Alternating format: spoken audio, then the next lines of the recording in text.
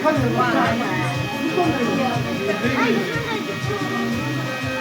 salam dilden salam. Her açılan güllerden salam.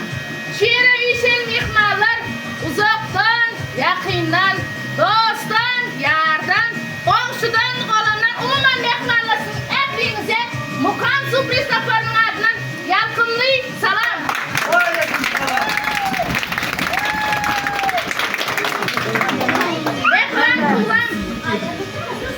Mehman kakın canım. Karşı alan teyze yaşın. Kadın basan yaşın. Doğan bunu mutlu olsun.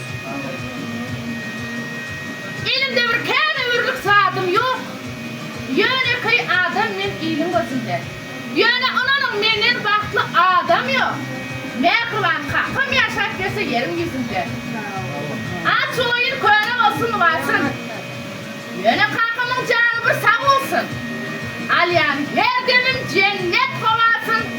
Mehman kakım yaşak dese yerim yüzümde. Olkamı sen sayla balan kesbimin. Sende var yen. Mertliğimi aslımın.